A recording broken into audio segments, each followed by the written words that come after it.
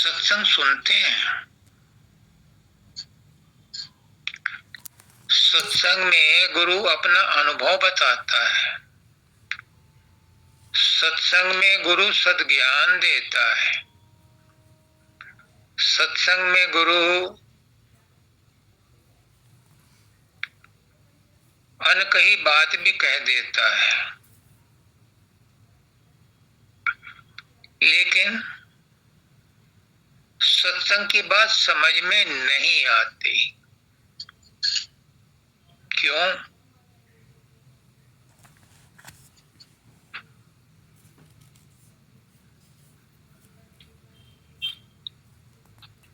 कहते हैं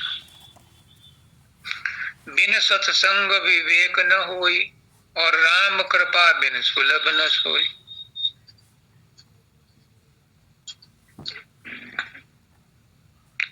मानवदयाल जी कहते हैं आ गए सत्संग में और संग सत का हो गया, दुर्मति जाती रही और सुमति गुरु के मत का हो गया। लेकिन सत्संग की बात ही समझ में नहीं आती तो सत्संग बेकार है।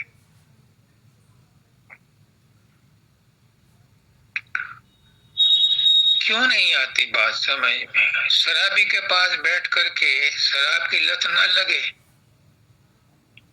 ऐसा होता नहीं। कामी के पास बैठ के काम पैदा ही होता है। जुआरी के पास बैठ के जुए की आदत आ ही जाती है।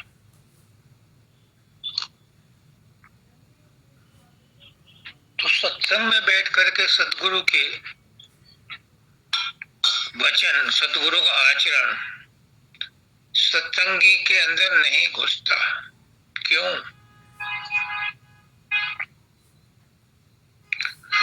क्योंकि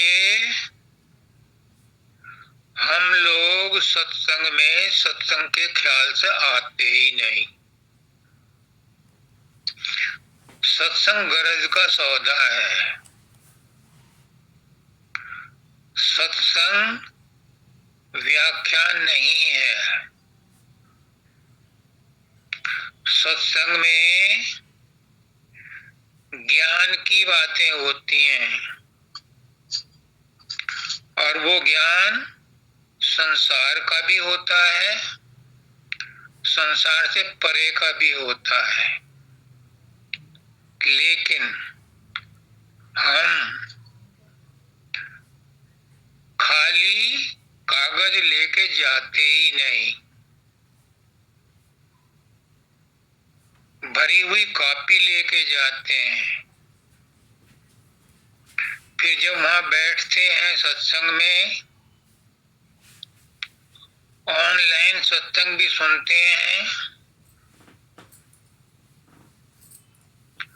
तो भी घर गृहस्थी के काम करते हुए सुनते हैं। यानी विचार कहीं और होते हैं और सत्संग में हाजिरी लगाई जाती है। बाबा फकीर कहते हैं कि सत्संग में आओ तो अपनी सूरत का मुंह खुला रखो।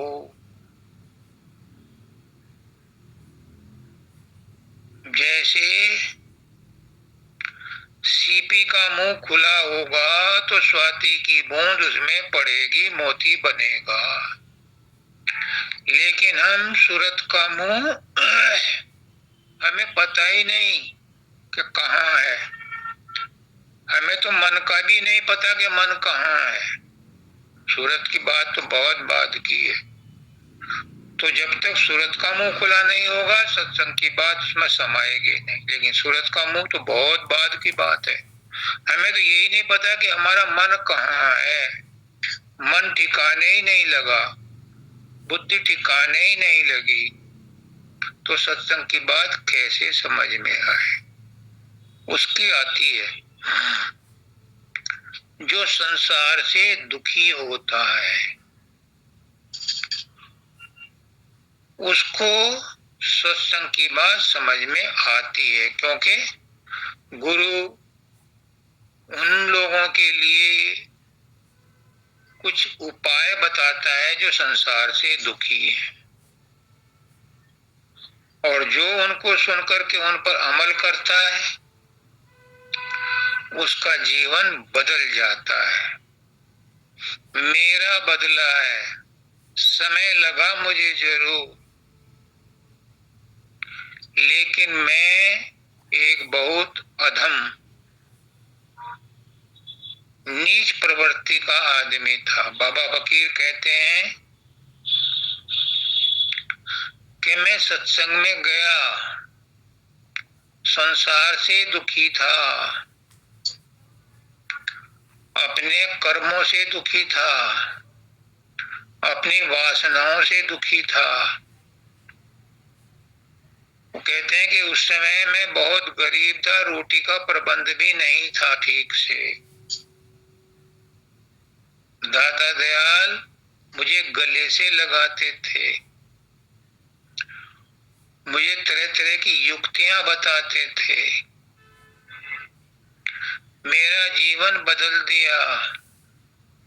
गुरु अर्थ देत, गुरु धर्म देत, गुरु काम मोक्ष देने आ रहे, उन्होंने सब कुछ दे दिया, मेरा जीवन भी बना दिया। वो कहते हैं कि बचपन से ही कुसंगत में पड़ गया था, बचपन से ही गरीबी थी। जब शादी हुई तो सुना पत्नी का नाम क्रोधो है, बहुत दुखी हुआ।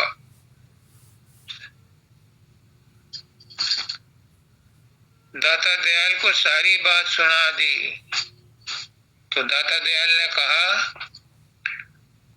फकीर भाग्यवती जब भाग में आई, अब भागन में कौन भलाई, वीर समान धर्म को पाल, मौज करेगी आप संभाल। तो ये बात उनको लग गई, उनका जीवन बदल गया। क्यों? क्योंकि वो दुखी थे। फिर एक जगह कहते हैं कि जो बीमार होते हैं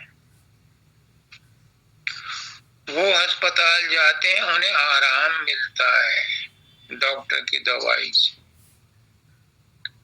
जो हट्टे कट्टे हैं, जिनको कोई परेशानी नहीं, वो अगर अस्पताल जावें तो डॉक्टर को दुखी कर देंगे, और अगर कोई डॉक्टर दवा भी देगा तो उन्हें कोई फर्क नहीं पड़ेगा।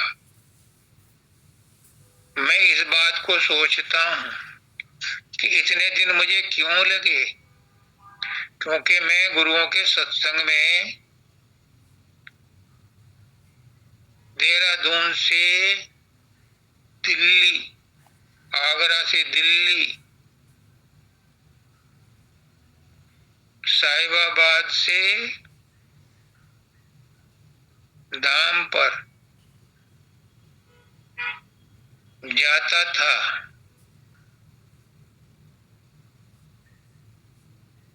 मेरे मन में कुरेद थी, 5 साल का बच्चा था मैं, तब से ही कुरेद थी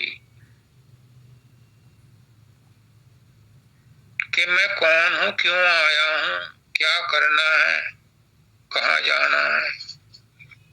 मेरी माँ ने कहा, बेटा तेरा काम तो कोई गुरु ही करेगा। मुझे पता ही नहीं था गुरु क्या है, हमारे गांव में तो मंदिर भी नहीं था, गुरु क्या होता है हमें क्या पता।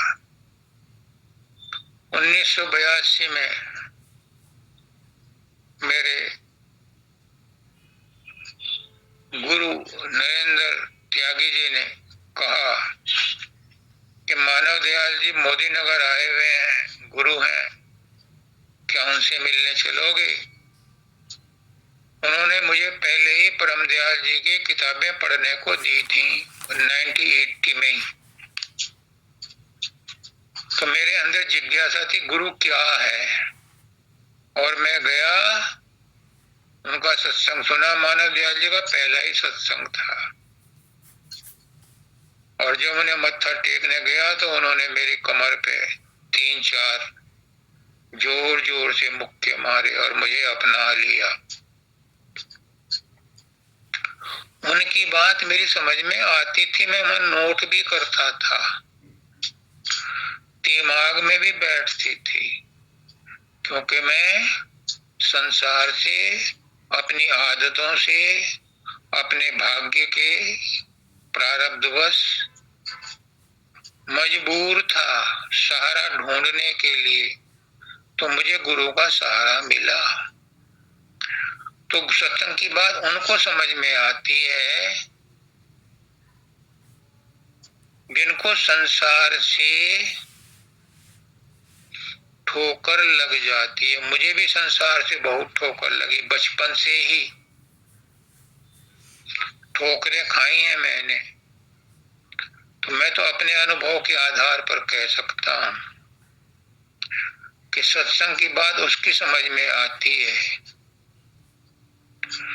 जिसको गरज होती है। कोई ये सोचे कि मैं संसार का काम भी निभाता रहूं और गुरु की बात समझ में आ जाए, मैं अध्यात्म में भी उन्नति कर लूं। होती है, करते हैं। गुरु कभी नहीं कहता कि संसार छोड़ दो, परिवार छोड़ दो, ना, कभी नहीं कहता। कोई गुरु नहीं कहता। लेकिन अगर मन में संसार है तो मन में एक ही चीज ठहर सकती है, या तो संसार को बैठा लो या परमात्मा को बैठा लो, गुरु को बैठा लो। गुरु कभी नहीं कहता संसार छोड़ो, परिवार छोड़ो, व्यापार छोड़ो, नौकरी छोड़ो, कभी नहीं कहता। वो कहता है कि सारे धंधे करो, क्योंकि गुरु ने ही ये संबंध बनाए हैं, गुरु ने ही संसार बनाया है। चार जो पुरुषार्थ हैं, ये हमारे सनातन धर्म में ऋषियों मुनियों ने तय कर दिए थे, अर्थ काम धर्म और मोक्ष। और इन्हीं के लिए चार आश्रम बना दिए थे, ब्रह्मचर्य, गृहस्थ, वानप्रस्थ और संन्यास। तो गुरु कहता है तुम सब कुछ करो। शरीर संसार का है, शरीर से संसार के काम करो, मन लगा के करो, पूरी मेहनत मशक्कत से करो। मन वाले गुरु को दे दो। विचार मन को विचलित करते हैं, विचार मन में आएंगे, कोई रोक नहीं सकता। बाबा फकीर 94 साल की उम्र में भी कहते हैं कि मेरे मन में अभी भी ऐसे विचार आते हैं जिन्हें मैं नहीं चाहता। तो विचार आएंगे, इन विचारों को विचार वाले गुरु को दे दो। यानी शरीर के बोधभान छोड़ो, मन के बोधभान छोड़ो। फिर उसके बाद आत्मिक बोधभान आएंगे, कारण शरीर के बोधभान आएंगे। ये झीने बंधन हैं। मोटे बंधन तो गुरु सेवा से, गुरु भक्ति से कटेंगे, लेकिन झीने बंधन नाम भक्ति से कटेंगे। ये गुरु बताता है कि शरीर से संसार की सेवा करो, परिवार की सेवा करो, दफ्तर की सेवा करो, नौकरों की सेवा करो, मालिक की सेवा करो, ग्राहकों की सेवा करो, कोई रोक टोक नहीं है। निष्काम सेवा करो, निस्वार्थ सेवा करो, मन से शुभ संकल्प रखो, किसी से ईर्ष्या द्वेष मत रखो, सारे काम करो। लेकिन आत्मा को परमात्मा के साथ जोड़े रखो। सूरत को शब्द के साथ जोड़ दो, जैसा कि गुरु कहता है। वही काम करने हैं, बस उनका रुख मोड़ देना है। काम, क्रोध, लोभ, मोह, अहंकार, ये जब तक सांस है, जब तक जीवन है, रहेंगे। परंतु गुरु जैसा कहता है, इन्हें गुरु की तरफ मोड़ दो, परमात्मा की तरफ मोड़ दो, तो सत्संग की बात समझ में आएगी। और अगर संसार में ही लिप्त रहे, संसार में ही सुख ढूंढते रहे, संसार में ही मान सम्मान ढूंढते रहे, तो कितना ही साधन अभ्यास कर लो, कितने ही सूरज चढ़ा लो, कितना ही समाधि ध्यान लगा लो, बाबा फकीर कहते हैं कि नाम की प्राप्ति नहीं होगी, निर्वाण नहीं मिलेगा, मोक्ष नहीं मिलेगा। अच्छा जन्म मिल जाएगा। इसमें भी आया है लोक परलोक, लोक तो बन जाएगा, पर परलोक को बनाने के लिए एक तरफा रहना पड़ता है। बाबा सावन सिंह जी ने बाबा फकीर को कहा था, फकीर, घोड़े की पीठ पर 2 रकाबें होती हैं,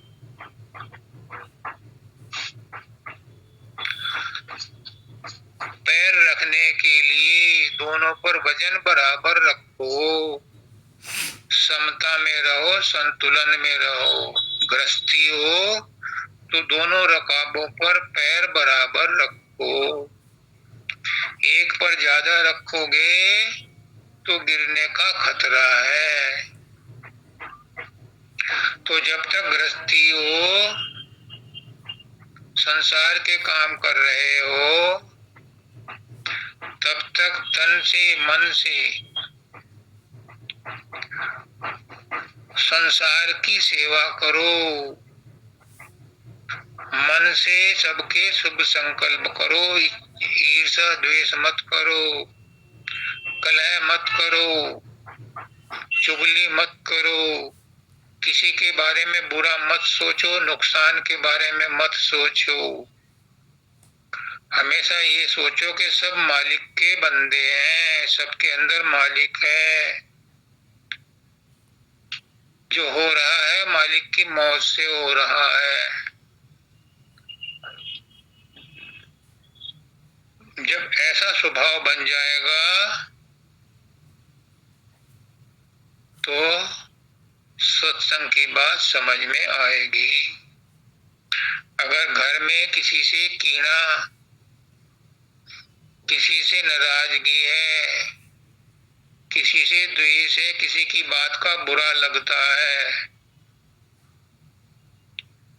गुस्सा आता है किसी की बात सुनकर, समझो अभी तुम्हारे अंदर द्वैत है, तुम दूसरे को परमात्मा का अंश नहीं मान रहे। अगर परमात्मा का अंश मान रहे हो तो उसकी बात को सहन करो। ये मानो कि वो परमात्मा ही तुम्हें डांट रहा है, वही तुम्हें सलाह दे रहा है, तो उस पर उजर क्यों करनी, उस पर इतराज क्यों करना। जब ये बात समझ में आ जाती है तो जीवन बदल जाता है, फिर सत्संग की बात समझ में आती है। फिर संसार बुरा नहीं लगता, संसार साधन बन जाता है हमारे भव तरने का। जो चीजें अब हमें रुकावट दिखाई दे रही हैं, वो साधन बन जाती हैं हमारे मन को साफ करने की। मन साफ होता है तो परमात्मा की प्राप्ति सुलभ हो जाती है। मन का शांत होना, पुष्करनाथ जी कहते हैं, परमात्मा का साक्षात्कार है। तो मन ऐसे शांत नहीं होता कि उसे संसार में भी लगाओ, भोग विलास में भी लगाओ, अच्छे अच्छे चटकारे वाले खाने खाओ और फिर कहो कि पेट में गड़बड़ ना हो, गैस पैदा ना हो। ऐसा कैसे होगा? जो विषय विकार ज्यादा भोगता है वो साधन नहीं कर सकता, और करता है तो वो साधन उसको लगेगा नहीं।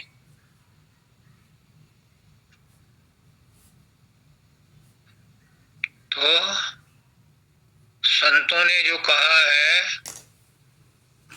कि सतसंगत मद मंगल मूला, सोई फल सिद्धि सब साधन फूला। सत्संग में सब कुछ मिलता है, गुरु का ज्ञान मिलता है। पुस्तकों को पढ़ करके तुम नहीं समझ पाओगे उस ज्ञान को, जो गुरु साधारण भाषा में आपको समझा देता है उस ज्ञान को। किताबें तो जिल्द बंद हैं, वो नहीं बोलती। लिखने वाले अनुभवशील थे, उनकी बात को पढ़ करके, उनको ग्रंथों को पढ़ करके जब सतगुरु संत अपने आप को उसमें ढाल करके आपको साधारण भाषा में बताता है तो वो समझ में आता है। कितने ग्रंथ पढ़ोगे, ज्ञान का कोई अंत नहीं है, लेकिन 2.5 घड़ी का सत्संग 100 साल की इबादत से भी ज्यादा महत्वपूर्ण है। किताबों की तो बात ही छोड़ दो, ग्रंथों की तो बात ही छोड़ दो। बाबा फकीर कहते हैं कि अगर मेरे सत्संग में किसी के भाव नहीं बदलते तो मैं नालायक हूँ। मैं भी यही कहता हूँ, मैं गुरु नहीं हूँ, लेकिन गुरु जो मुझसे कहलवा रहा है, अगर उन शब्दों का असर आप पर नहीं होता तो मैं नालायक हूँ। मेरे अंदर कमी है कि वो बात आप तक नहीं पहुंचती। वरना एसिड डालो और उसका इफेक्ट ना हो, ऐसा हो नहीं सकता। तो सत्संग एसिड है, पर असर इसलिए नहीं होता क्योंकि हमने दस्ताने पहन रखे हैं रबर के, और वही सत्संग में आकर के बैठ जाते हैं। बाबा शब्दानंद जी कहते थे कि काल सत्संग में भी आकर के बैठ जाता है, उस बात को सुनने ही नहीं देता, उस पर गौर नहीं करने देता। क्यों? क्योंकि वो नहीं चाहता, मन नहीं चाहता कि मरे। अगर बात सत्संग की बात समझ में आ गई, गुरु की बात समझ में आ गई, तो मन को शांत होना पड़ेगा, और मन शांत होना नहीं चाहता, इसलिए वो उपद्रव मचाता है। तो देखो अपने आप को कि कहाँ कमी हो रही है। बाबा फकीर कहते हैं, गुरु अगर नालायक भी है, अधूरा भी है, पर तुम्हारा विश्वास 100% है तो आपको 100% का फायदा होगा। क्योंकि गुरु के अंदर से जो आवाज आ रही है वो परमपिता परमात्मा की, संत सदगुरु वक्त की या राधा स्वामी दयाल की आ रही है, सत्य पुरुष की आ रही है, उसमें गलती नहीं हो सकती। सदगुरु नाम है सच्चे ज्ञान का, गुरु नाम है ज्ञान का, और सदगुरु नाम है सच्चे ज्ञान का। तो जो सदगुरु ज्ञान दे रहा है उसका प्रभाव पड़ना चाहिए। अगर नहीं पड़ रहा तो टटोलो, अपने अंदर कुछ कमी है। बाबा फकीर कहते हैं, एक राज की बात है कि सदगुरु बाहर में है, ये तय है, लेकिन सदगुरु के 4 रूप बताए हैं कबीर साहब ने। 4 रूप: देह, नूर, तूर और अनुभव सार। बाहर का गुरु प्रथम श्रेणी का गुरु है, दूसरे नंबर का गुरु तुम्हारा मन है, तीसरे नंबर का गुरु प्रकाश है, शब्द है, और फिर चौथा गुरु अनुभव है। अब कौन सा अनुभव? जहाँ बाकी फकीर बाबा कहते हैं कि मैं वहां जाकर के गुम हो जाता हूँ। जो शब्द को सुनती है, प्रकाश को देखती है, उसको देखता देखता मैं उसी में लय हो जाता हूँ, उसी सूरत में गुम हो जाता हूँ। चौथा गुरु वो है, चौथा नाम वो है, चौथा पद वो है। तो ढूंढो। वो कहते हैं अगर तुमसे नहीं ढूंढा जाता तो उसकी तरकीब बताते हैं। आज सुन लो, नोट कर लो। फकीर बाबा ही बोल रहे हैं मेरे मुंह से।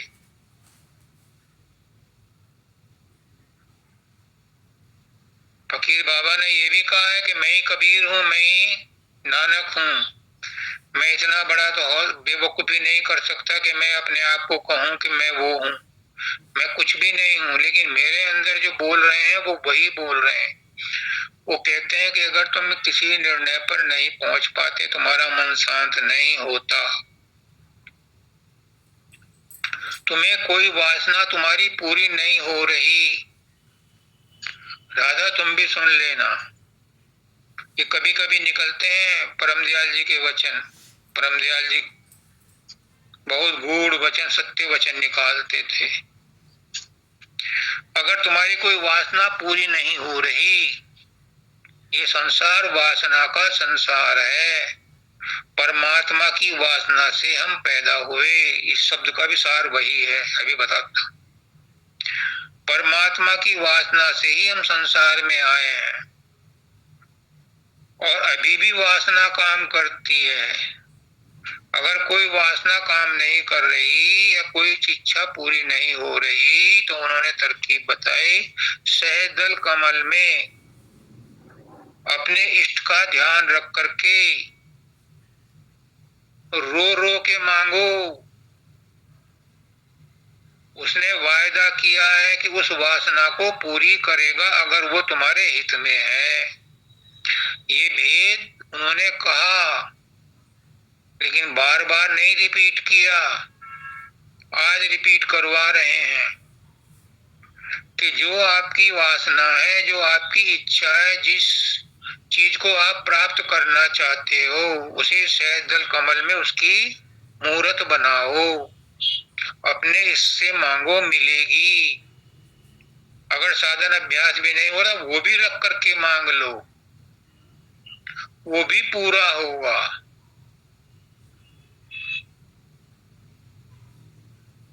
क्यों? क्योंकि ये स्थान सहजल कमल का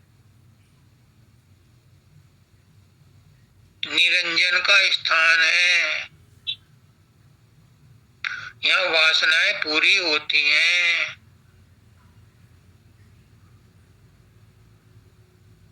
ऊपर जाकर के वासना पूरी नहीं होंगी, सहजल कमल और त्रिकुटी तक ही होंगी। लेकिन त्रिकुटी में तो जब पहुंचोगे, जब सहजल कमल से आप अपनी वासना पूरी करके आगे बढ़ोगे। तो इसलिए ये नोट कर लो कि अगर आपको कोई चीज पूरी करनी है, किसी से मत मांगो, गुरु से भी मत मांगो। गुरु तो कहता है गुरु से कुछ मत मांगो, परमात्मा से कुछ मत मांगो। अगर मांगना है तो उसी को मांग लो, तो फिर कोई इच्छा पूरी करने के लिए बाकी नहीं रहेगी। फिर भी अगर तुम्हें मांगना है तो सहजल कमल में उस वासना का रूप बनाओ और अपने इससे मांगो, वो पूरी होगी। मेरी हुई है, इसलिए गुरु मुझसे कहलवा रहा है। परमदयाल जी मेरे द्वारा कहलवा रहे हैं, क्योंकि मेरी हुई है। मेरा कोई काम नहीं रुका संसार में। हालांकि पैसे मेरे पास ज्यादा नहीं रहे, कभी भी हैंड टू माउथ रहा, लेकिन सारे काम गुरु ने अपने आप सिस्टमेटिकली कराए, अब भी करा रहा है। इस उसका कारण है।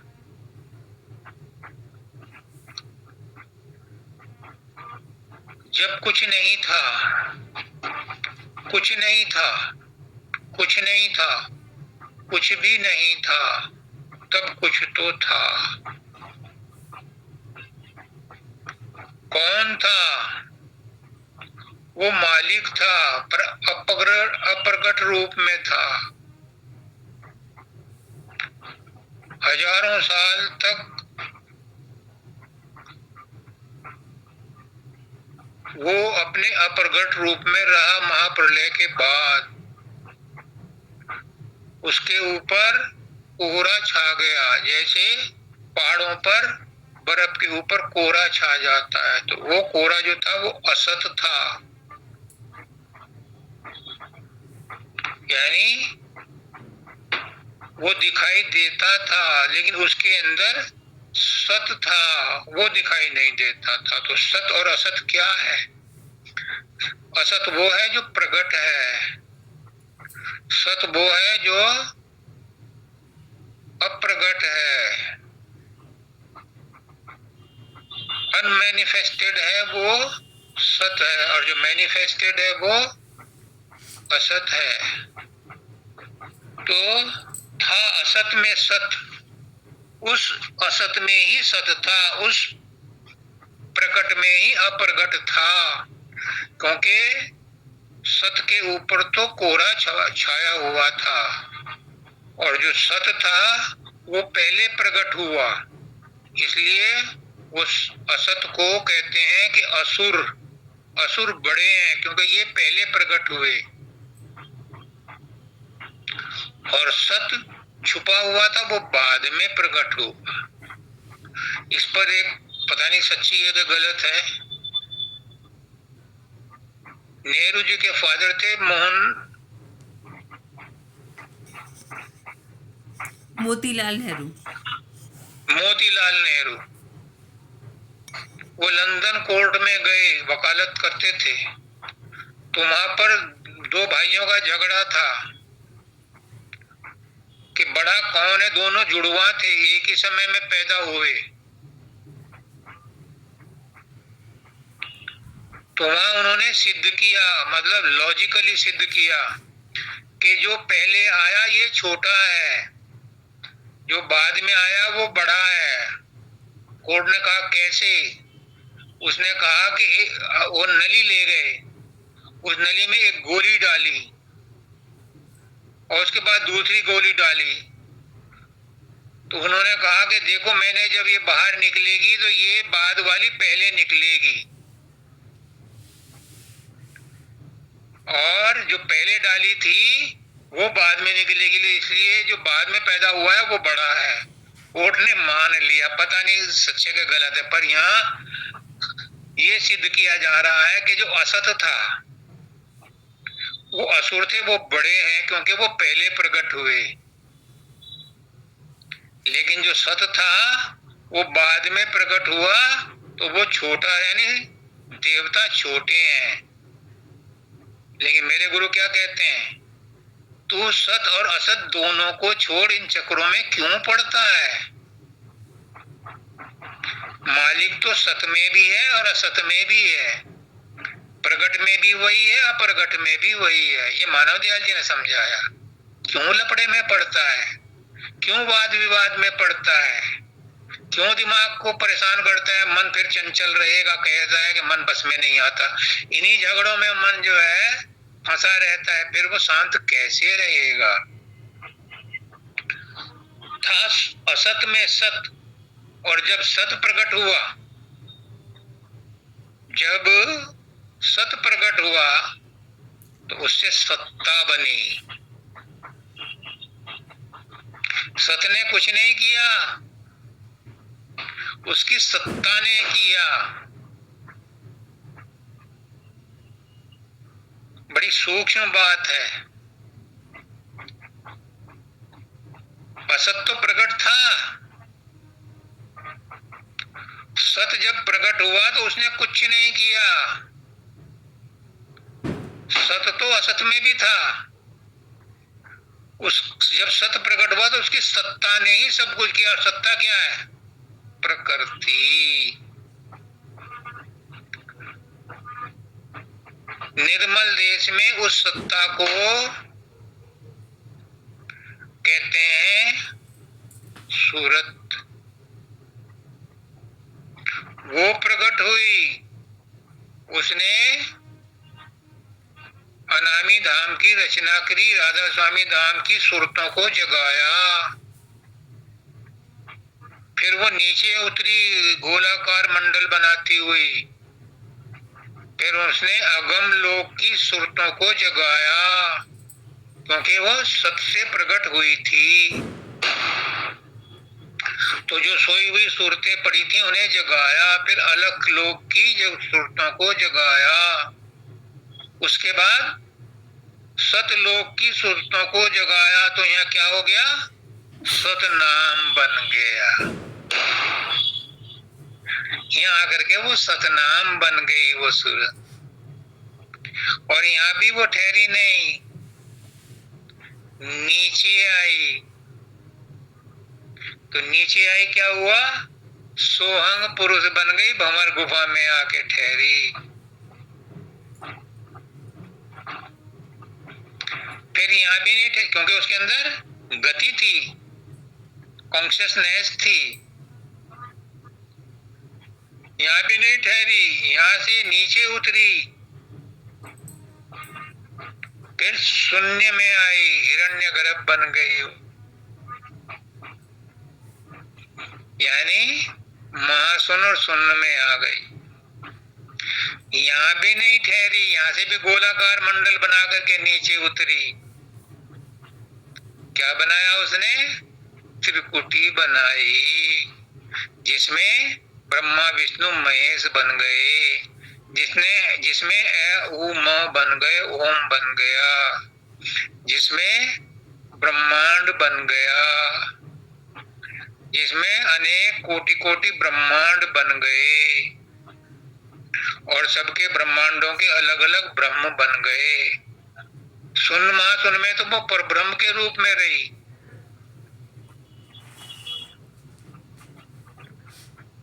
और जब ओंकार से नीचे उतरी तो सहजल कमल में आई, यहाँ स्थूलपना शुरू हो गया। यहाँ से स्थूल रचना शुरू हो गई।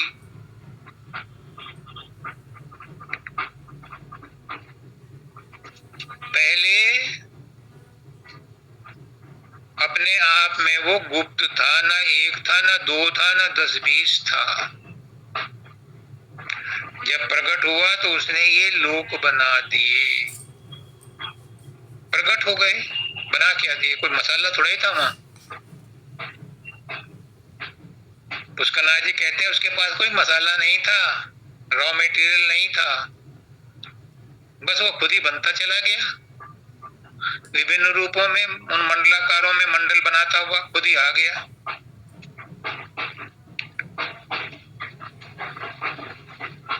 अपने आप ही एक और अनेक रूप में बनता चला गया, और नीचे आकर के वो जब स्थूल बन गया तो सुषुप्ति, स्वप्न और जागृत का नजारा देखने लगा। सुषुप्ति को प्राग कहते हैं, स्वप्न को तेज कहते हैं, और जागृत को विश्व कहते हैं। इन्हीं रूपों में बट गया, विभिन्न प्रकार के नाटक करने लगा। फिर जब रचना हो गई तो उसका पालन पोषण करने के लिए विष्णु भगवान ने अपनी कमान संभाली, ब्रह्मा ने अपनी उत्पत्ति जारी रखी, शंकर भगवान ने डेंटिंग पेंटिंग शुरू कर दी। ये सोचते हुए भी कि जीवों पर क्या पड़ रही है, क्या भुगत रहे हैं, कितना कष्ट भुगत रहे हैं, ब्रह्मा ने रचना बंद नहीं करी। और फिर काल ने जब अपने कंट्रोल में ले लिया सब कुछ, तो उसने सिद्धांत बना दिया, जो जस करें सो तस फल चाखा। तुम और सूरतें मत भेजो, मुझे कोई फर्क नहीं पड़ता, मैं इन्हीं से काम चला लूंगा। नई कोई सूरत ऊपर से बन के नहीं आई, एक ही बार आई थी रचना के प्रारंभ में। फिर तो वो इन्हीं को रिप्रोसेस रिसाइकलिंग करता रहता है। जो जैसे कर्म करता है उससे वैसे ही जन्म दे करके खेल खेलता रहता है और सुख दुख देता रहता है। अर्थ काम धर्म मोक्ष का नाटक चला रखा है। पाप पुण्य और लोक परलोक के झगड़े रगड़े पैदा कर दिए हैं उसने, क्योंकि उसे बिजी रखने के लिए कुछ तो करना पड़ेगा। और फिर वह साम दाम दंड भेद, ये भी जरूरी है, दंड देना भी जरूरी है। भेद यानी द्वैत पैदा करना भी जरूरी है। साम दाम भी इस्तेमाल करने जरूरी है। ये सब कुछ इस जागृत में, इस स्थूल प्रकृति में सब करने हैं उसे, कर रहा है वो, क्योंकि ये काल का चक्र है। काल का चक्र है और काल का एजेंट है मन। ये मन है ब्रह्मांडी मन का अंश। ये जीव से सब कुछ करवाता है और उसे घुमाता है, उसे मोहित करता है, भ्रमित करता है और सबको फंसाता रहता है। और जो इसमें फंसते रहते हैं उन्हें और फंसाता है। जैसे दलदल में कोई फंस जाता है तो वो और ज्यादा फंसता चला जाता है।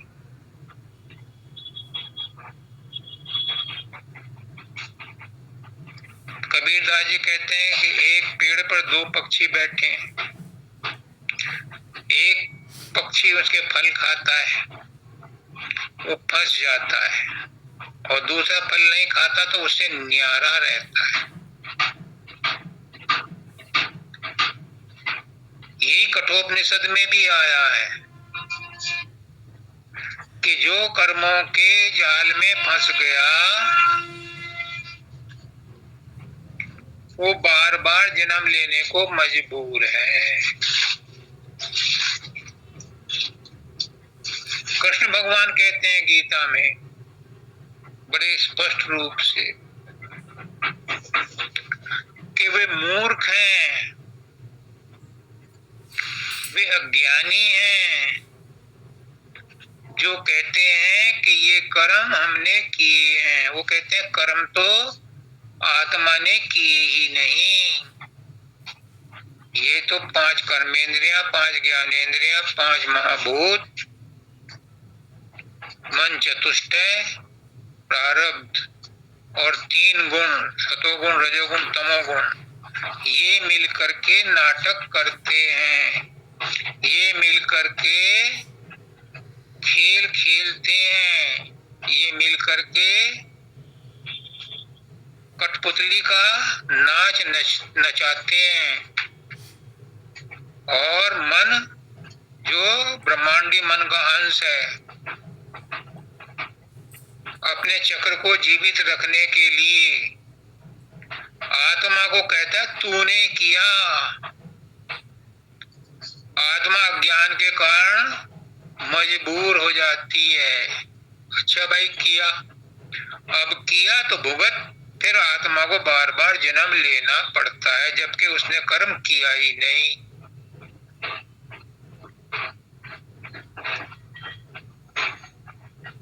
तो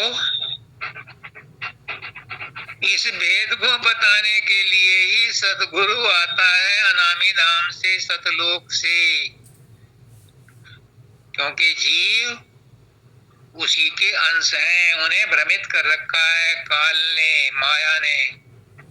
उन्हें चिताने के लिए वो बंधन मुक्त होता हुआ भी बंधन में बंध करके आता है और हम जैसा ही बन करके आता है।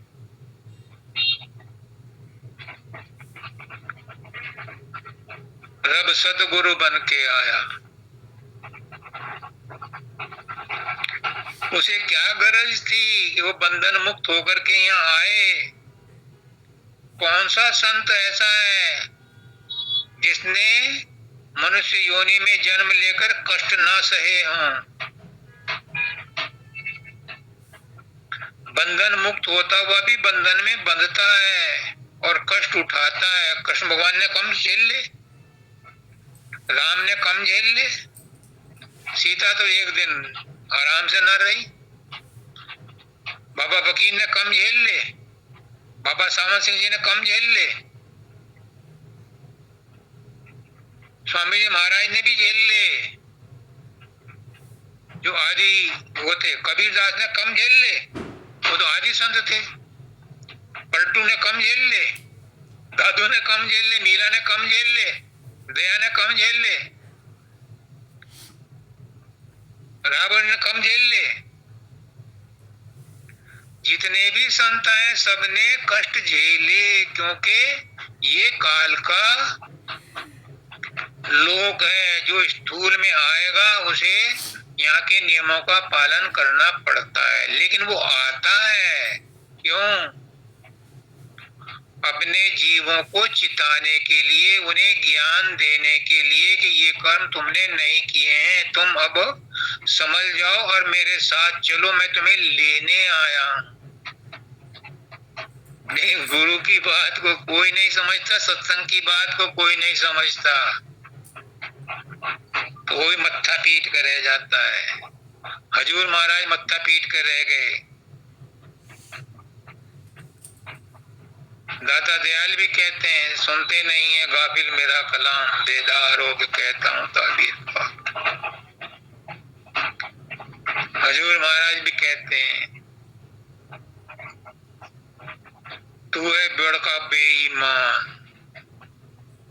कोई गुरु की कदर नहीं करता।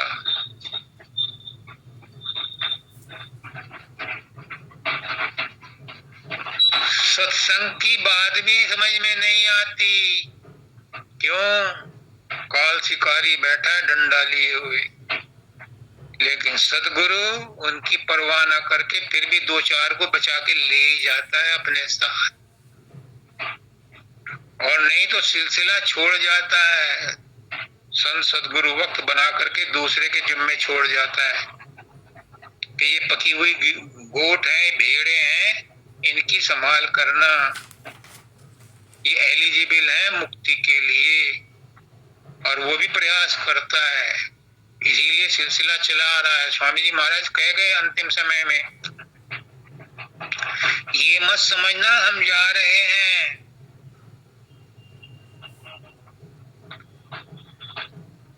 सतगुरु का ना जन्म होता है ना मरण होता है, क्योंकि सदगुरु है सच्चा ज्ञान। सच्चा ज्ञान रहता है हमेशा कायम दायम, तो वो ज्ञान हमेशा रहेगा और आगे सत्संग बढ़ करके होगा।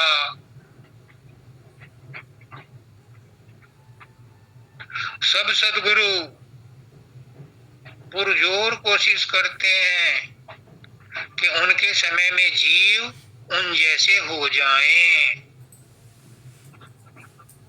सब करते हैं। मैं तो गुरु ना गुरु का पिद्दी ना पिद्दी का शोरबा, लेकिन मुझसे गुरु कहलवा रहा है, उनकी आज्ञा का पालन करना पड़ रहा है, उनकी सेवा, उनके सत्संगों की सेवा करनी पड़ रही है, और ये अपने स्वार्थ के लिए कर रहा हूं। मेरा स्वार्थ है कि गुरु ऋण उतारना है। मैं आप लोगों का बड़ा धन्यवाद देता हूं कि आप इकट्ठे होकर के मेरी बकबक तो सुन रहे हो। कम से कम मेरे नाम में यही लिखा जाएगा कि इसने प्रयास तो किया। जो इस बात को पकड़ लेगा वो तर भी जाएगा, क्योंकि गुरु के वचन है, ये मेरे नहीं है। गुरु शरीर नहीं है, गुरु ज्ञान है। तो राधा स्वामी दयाल क्या कह गए स्वामी जी महाराज, कि मैं कहीं नहीं जा रहा हूं, मैं यहीं रहूंगा, यानी सदगुरु यहीं रहेगा और सत्संग आगे से बढ़कर होगा। देखो ब्यास वालों का सत्संग कितने बढ़ चढ़ करके हो रहा है। क्यों? क्योंकि ये समय की मांग है, नीड ऑफ द आवर है। ये मालिक की मौज है। इतने सत्संग घर बन रहे हैं, इतना प्रचार हो रहा है नाम का। अब कोई फायदा उठाए या ना उठाए वो उसकी अपनी मर्जी है। कोई गुरु किसी को जबरदस्ती उठा करके गोद में नहीं ले जा सकता। भूल जाओ, इस भ्रम में मत रहना कि गुरु कर लिया है तो वो ले जाएगा, बिना तुम्हारे अपने ज्ञान के। क्या ज्ञान?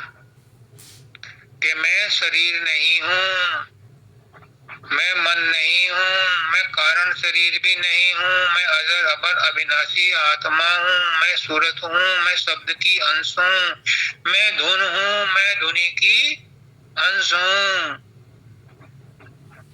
इस बात का ज्ञान, इस बात की पहचान, इस बात का अनुमान, इस बात का प्रमाण, इस बात की अकड़, इस बात का अभिमान जो रखेगा अंत समय में, अगर उसे ये वचन याद आ गए जो अभी गुरु कहलवाए हैं, तो उसका पुनर्जन्म नहीं होगा। ये गुरु के अंडरटेकिंग है, ये उनका एफिडेविट है, ये उनका डिक्लेरेशन है। अंत समय में जिसको ये बात याद आ गई उसका पुनर्जन्म नहीं होगा। क्यों? बहुत मेहनत करते हो, इस छोटे सूत्र को पकड़ लो, लेकिन ये टिकेगा तब कब? पुष्करनाथ जी कहते हैं कि अर्जुन ने पूछा कि शॉर्टकट रूट क्या है, तो कृष्ण भगवान ने कहा जो अंत समय में मुझे याद रखेगा वो मेरे धाम को चला आएगा।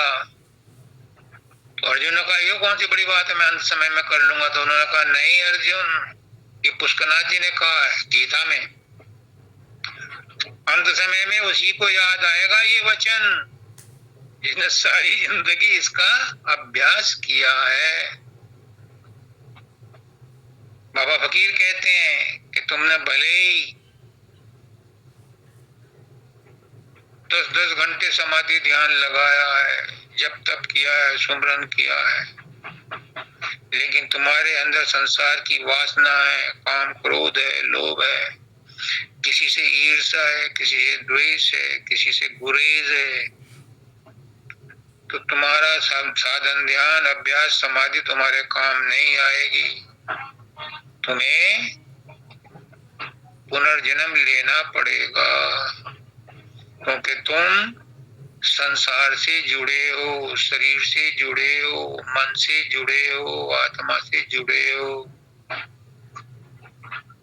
लेकिन अगर तुमने कुछ नहीं किया पर इतना तुम्हें याद है कि मैं गुरु की गुरु मेरा, मुझे अंत समय में गुरु के धाम जाना है, या मुझे मालिक में मिलना है, या मुझे अशब्द गति में जाना है। अंत समय में अगर ये ध्यान आ गया, ये बात याद रह गई कि जितने रंग रूप मरते समय यमराज के या धर्मराज के आए हैं, ये सब कल्पना है, ये झूठ है। मेरे गुरु ने कहा है कि ये सब झूठ है। और ये बात याद आ गई कि मुझे तो सतलोक जाना है, मैं तो अजर अमर अविनाशी आत्मा हूं, तो उसका पुनर्जन्म नहीं होगा, वो वहीं जाएगी अंत मतासो गता। तो ये कहते हैं जिसको ये भेद दिया गुरु ने। अब देखो, गुरु ने ये भेद दे दिया, पकड़ो या मत पकड़ो तुम्हारी मर्जी, बात समझ में आए या ना आए तुम्हारी मर्जी। जिसको ये भेद दिया गुरु ने, सद्भाव बना सत्काम बना, उसका ही काम बनता है, उसका ही कल्याण होता है, उसी का मोक्ष होता है। अपना काम बनाओ, दूसरों के चक्कर में मत पड़ राजेश। दूसरे को तो वो मिलेगा जो उसका प्रारब्ध है, जो उसके कर्म है, उसके हिसाब से उसको मिलेगा। तू अपना काम बना। ये मेरे लिए सत्संग दिया गया है, उसी का काम बना जो निस्वार्थ होकर के दूसरों का भला चाहता है। मैं बार बार हर सत्संग में यही हाथ जोड़ करके कहता हूं कि बाबा बहुत हो गई, इसी उम्र बाकी है, पके पकाए फल हो तुम। सदगुरु की बात मान लो और इस जगत को पीठ दिखा करके पतली गली से निकल चलो। अगले जन्म का कोई भरोसा नहीं, आने वाले दिन और ज्यादा मुसीबत वाले होंगे, और एक जन्म में करोड़ों जन्मों का फिर चक्र शुरू हो जाता है, 84 लाख योनियां शुरू हो जाती है। कोई भरोसा नहीं, ये बहुत विकट चक्र है, बहुत विशियस सर्किल है। जितनी जल्दी हो सके इसे छोड़ो, अपने रूप को पहचानो कि तुम कौन हो।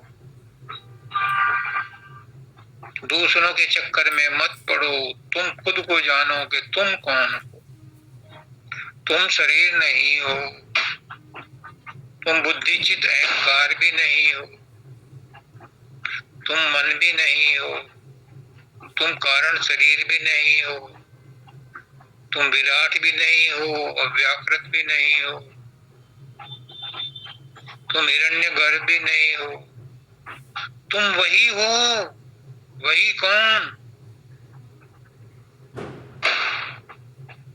जहां से तुम आए हो तुम वही हो, तुम परम पिता हो, तुम परम पुरुष हो, तुम पूर्ण धनी हो, तुम ही सूरत हो, तुम ही शब्द हो, तुम ही धुन हो, तुम ही धुनी हो, तुम ही आत्मा हो, तुम ही परमात्मा हो। पहचानो अपने आप को, तुम वही हो। जब तुम्हें अपने आप पर कॉन्फिडेंस हो जाएगा तभी तुम दूसरों पर विश्वास कर सकते हो। पहले अपने अंदर विश्वास पैदा करो, पहले अपने घट में दीपक जलाओ, तब मंदिर में दीपक जलाना।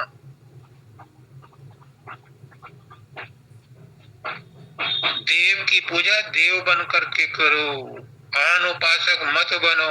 गुरु तुम्हारा कुछ नहीं देने वाला, गुरु ने तुम्हें रास्ता बताना है। गुरु तुम्हारे अंदर है, तुम ही गुरु हो, तुम ही चेला हो, तुम ही प्रश्न करते हो, तुम ही उत्तर देते हो, तुम ही सब कुछ हो, क्योंकि तुम पूर्ण से निकले हो, पूर्ण ही हो।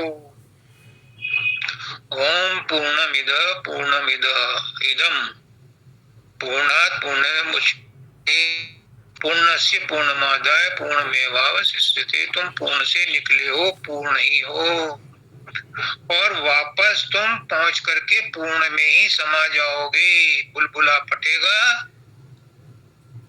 और उसी में समा जाएगा। बत्ती गुल पगड़ी गायब, तुम्हारा कोई अस्तित्व नहीं है। तुम्हारा अस्तित्व तुम स्वयं हो, तुम निराधार हो, तुम सबके आधार हो, तुम ही सब कुछ हो, तुमसे ही संसार निकला है। अपनी आंखें बंद करो तो कुछ भी नहीं दिखाई देगा, अपने मन को शांत कर लो तो तुम वही हो। जब तक आंखें खुली हैं स्थूल शरीर में तब तक संसार दिखाई देता है। आंखें बंद करके मन अगर चंचल है तो मन का संसार में फंस जाते हो।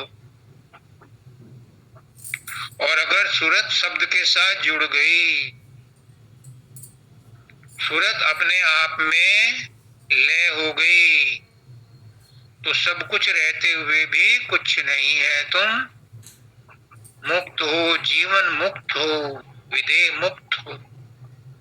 कैसे समझाए गुरु तुम्हें? ऊपर से परम दयाल जी भी बोल रहे हैं, मानव दयाल जी भी बोल रहे हैं, आज तो स्वामी जी महाराज ने भी कहलवाया है, पुष्कर नाथ जी भी कह रहे हैं, शब्दानंद जी, सारे गुरु संत महात्मा आपको यही आश्वासन दे रहे हैं, यही आशीर्वाद दे रहे हैं, यही आपको चेतावनी दे रहे हैं कि सुनहरा अवसर है, मनुष्य योनि मिली है, सदगुरु मिला है, सत्संग मिला है, सद्ज्ञान मिला है, इसका फायदा उठाओ और इस असार संसार से छुट्टी कर लो।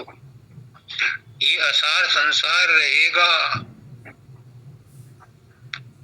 ये उसकी मौज है, रहे हमें क्या फर्क पड़ता है। सागर में लहरें उठती हैं, उठती रहे, हमें क्या फर्क पड़ता है। हाथ पैर मारो और परली तरफ चले जाओ। राधा स्वामी ने समझाया, सूरत शब्द का मार्ग दर्शाया। अब राधा स्वामी है संत सदगुरु और वह है पुष्कर नाथ जी, वही है शब्दानंद जी, वही है आनंद दयाल जी, वही है परम दयाल जी, वही दाता दयाल है, वही रवि पंडित जी हैं, वही दयाल कमल हैं, वही बाबा गुरिंदर सिंह जी हैं। सब एक ही हैं, कोई दो नहीं है, लेकिन तुम अपने गुरु स्वयं हो। बाहर का गुरु तुम्हें अंदर का रास्ता बता देता है, तुम्हारे अंदर में जो शब्द है उससे तुम्हारा गठ जोड़ा कर देता है। तुम्हारे अंदर जो प्रकाश गुरु है, जो नूरी रूप है, जो शब्द रूप में गुरु है, उसे अनुभव करो तो चौथे पद में पहुंच जाओ। चौथा पद है सतलोक, तो कम से कम पहुंच जाओ, अलग अगम अनामी तो बाद में पहुंचोगे। इसमें क्या कहा? सूरत शब्द का मार्ग दर्शाया। सूरत और शब्द एक ही है, राधा और स्वामी एक ही है, आप और मैं एक ही है। माना पुष्कर नाथ जी बार बार, राजेश तू और मैं एक ही हैं, मैं कहता हूँ आप और मैं एक ही हैं, सूरत और शब्द एक ही है, धुन और ध्वनि एक ही है, आत्मा और परमात्मा एक ही है। तो सूरत शब्द का मार्ग दिखलाया, समझाया, दर्शाया। सदगुरु ने कहा कि अपनी सूरत को उस शब्द के साथ जोड़ लो जो तुम्हारा ही अपना रूप है। सूरत उस शब्द से ही निकली है, उसी में जाकर के उसे विश्राम मिलेगा। जब तक वो वहां नहीं पहुंचेगी तब तक वो भटकती रहेगी।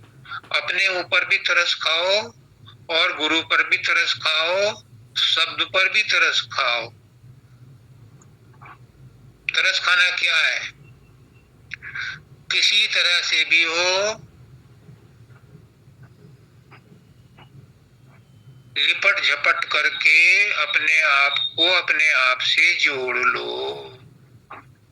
अपने अंदर में अपने शब्द से जुड़ जाओ, अपने प्रकाश से जुड़ जाओ, अपनी आत्मा से जुड़ जाओ।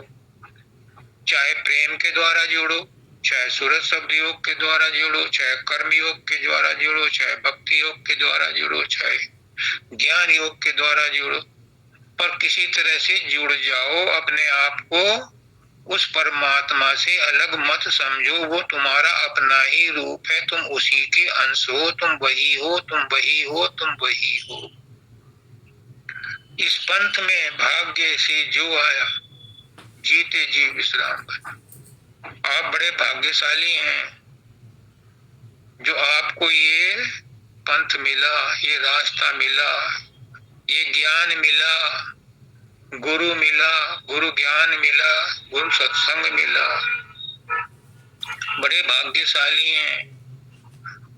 इससे बड़ा कोई और भाग्य हो नहीं सकता।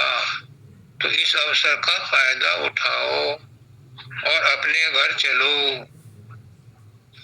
पराए धाम क्यों फंसना, घर अपने चलो भाई, निज धाम अपने चलो भाई, पराए धाम क्यों फंसना। यहाँ पराया धाम है, ये परदेश है, ये हमारा घर नहीं है। इसमें यहाँ हम परमानेंट नहीं रह सकते, जाएंगे तो, लेकिन अभी चले जाओ तो सुखाले से जाओगे, बाद में बहुत कष्ट पड़ेंगे, जाने कितने 84 और भोगने पड़ेंगे। अभी तो कलयुग की भी शुरुआत है, आगे आगे कलयुग में और ज्यादा घोर कष्ट आने वाले हैं। इसलिए उससे पहले ही बोरिया बिस्तरा बांधो और गुरु की शरण में जाओ। मेरी यही शुभकामना है कि आज गुरु ने जो कहलवाया है, जो संदेश दिया है, उसे सब नोट करो और इसी जन्म को अपने सफल बनाओ। सब अपने निज धाम चलो भाई, पराए धाम का सबको राधा स्वामी। मेरी गलती माफ करना अगर किसी को मैंने कुछ कह दिया, लेकिन ये जरूरी